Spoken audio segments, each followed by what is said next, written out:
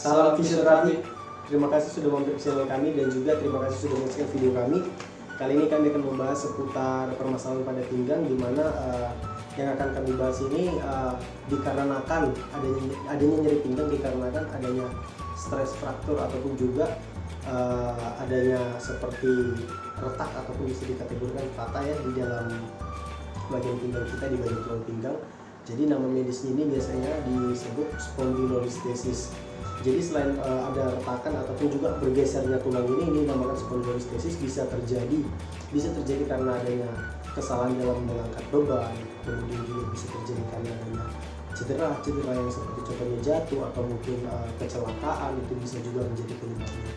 Dan penyebab lainnya ini bisa juga dikarenakan karena adanya faktor dari diri kita, melemahnya ligamen dan juga pengikat dari dalam tubuh, sehingga dalam usia kita yang semakin tua dia bentuknya ataupun juga kedudukannya itu mau tidak kokoh lagi atau tidak pada tempatnya lagi dikarenakan adanya pelemahan. Nah, jadi spondylolisthesis ini biasanya selain di tes ataupun juga diperiksa dengan menggunakan foto ronsen ya, itu bisa juga kita periksa dengan menggunakan pemeriksaan fisioterapi, meskipun tidak seakurat dari foto ronsen, tetapi apabila sebelum di ronsen setidaknya kita bisa melakukan pemeriksaan fisioterapi untuk mengetahui adanya indikasi dari gangguan spondylolisthesis ini. Jadi nama pemeriksaannya ini ada mau kita bagikan kepada teman-teman, namanya ini adalah one extended ataupun juga lumbar extension test. Oke, langsung saja. Oke, jadi posisi penderita kita posisikan dalam posisi berdiri, kemudian kita menginstruksikan untuk mengangkat kaki ya. Jadi boleh saja kaki yang mana satu, karena pemeriksaan ini boleh kita lakukan pada kedua sisi kaki ya, untuk membandingkan ataupun juga melihat apakah rasa nyerinya itu sama saja di bagian pinggang saat kita melakukan gerakan ini, atau mungkin ada sisi sebelah yang lebih berat. Oke, nah ini adalah penampakan dari samping ya. Oke, angkat satu kakinya. Oke, pada posisi seperti ini sudah mengangkat kaki, kemudian badannya dicondongkan ke belakang. Lagi. Nah, ini sudah nampak ya, badannya sudah diekstensikan ke belakang. Coba posisi normal, badannya tegak. Nah, ini badannya tegak ke belakang. Oke, nampak di sini agak melilit ya. Ini adalah contoh posisi ataupun juga cara menggerakkan badannya pada saat tes ini ya. Oke, jadi latihannya boleh dilakukan dalam posisi telungkup. Oke, jadi apabila penderita sudah dalam posisi telungkup, dia menyamankan posisinya dalam posisi yang memang benar-benar dia nyaman, kita menginstruksikan untuk mengangkat kakinya lurus ke atas. Jadi pada saat mengangkat ke atas, kaki boleh ditahan selama 6 detik. Yuk, angkat kakinya ke atas. Tahan 6 detik. 1, 2, 3, 4, 5, 6, turun. Angkat lagi. Jadi fungsi dari latihan ini kita boleh mendapatkan kontraksi ya, kontraksi dari bagian hamstring, kemudian dari bagian batok, kemudian juga bagian dari pinggang. Ini adalah termasuk latihan stabilisasi juga bagi bagian pinggang kita. Kebanyakan kalau misalnya ketemu pasien-pasien spondylolisthesis, ini adalah beberapa latihan yang memang cukup aman dan juga cukup efektif untuk dikerjakan oleh penderita. Dan juga latihan ini tidak terlalu berat ya. Oke, angkat lagi. Tahan 6 detik. Gerakan ini dilakukan per kaki, boleh dilakukan sebanyak 10-15 kali. Nah, apabila sudah bisa melakukan latihan gerakan seperti ini, kita ada tingkatan yang lebih advance lagi. Jadi gerakan seperti gerakan Superman, mengangkat tangan dan badan dan juga kaki dua-dua diangkat. Oke, yuk lakukan. Oke, tahan. 1, 2, 3, 4, 5, 6, turun.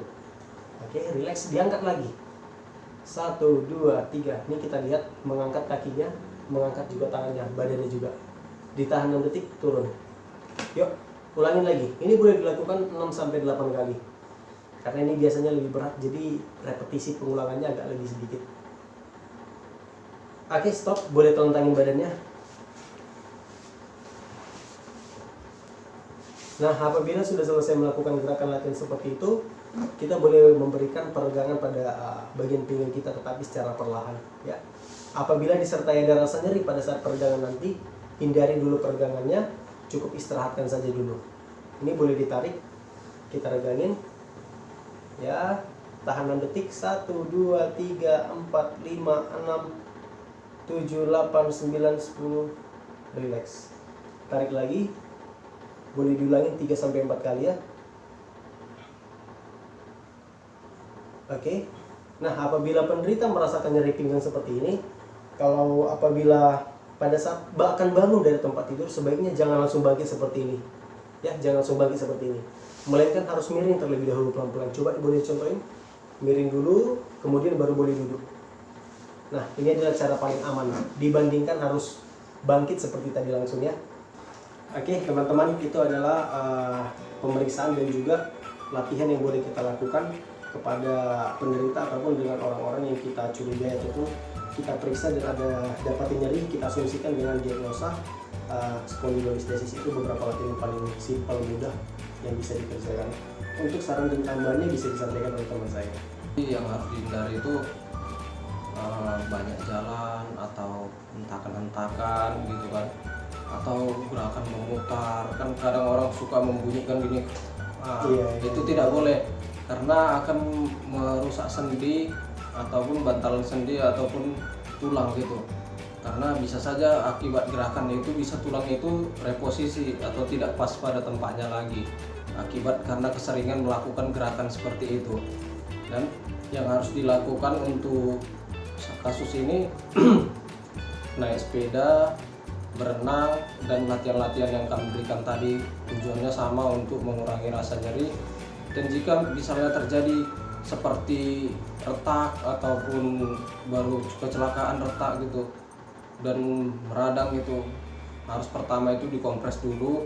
Jika radangnya sudah menurun, udah nggak radang lagi, segeralah bawa ke rumah sakit atau ke klinik fisioterapi terdekat untuk penanganannya lebih lanjut gitu. Oke, selain dari yang dibilang abang tadi ya, jadi kalau misalnya saran-saran yang lain kan ada, misalnya orang itu apabila usianya udah tua, dia masih ingin belajar berjalan mungkin gitu ya, perlu nggak pakai tongkat atau pakai korset gitu?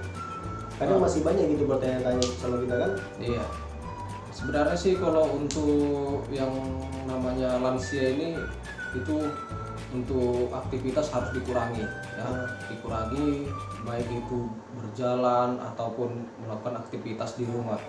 Dan untuk mencegah nyeri pinggang itu boleh dilakukan, diberi korset untuk penyangga pinggang ini supaya tidak terlalu berat bebannya gitu. Oke. Nah, jadi kalau misalnya untuk teman-teman atau keluarga teman-teman yang sudah lansia ya, bukan berarti kalau misalnya udah nyeri pinggang sudah tua.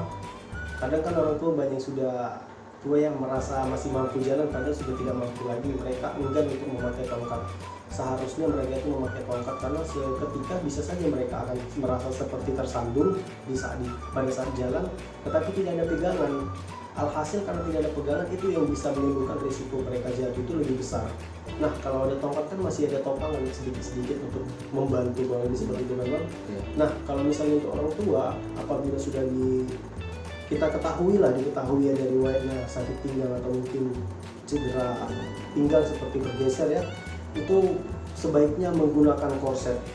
Jadi korset itu nanti untuk menyangga dan juga sebagai stabilisator dari bagian pinggang kita, supaya menghindarkan kita untuk mencegah kita untuk melakukan gerakan-gerakan ekstrim. Jadi gerakan-gerakan ekstrim seperti memutar, berbalik arah, dan juga lain-lain, membungkuk, itulah yang bisa menjadi pencetus penyakit pinggang, dan itulah guna korset untuk mencegah gerakan ekstrim.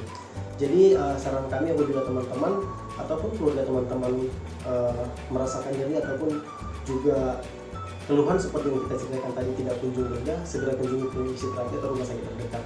Kembali kami sarankan segera kunjungi agar kualitas hidup teman-teman dan keluarga teman-teman itu semakin meningkat. Jadi semoga video kami bermanfaat. Sekian dulu video dari kami. Terima kasih. Salam fisioterapi.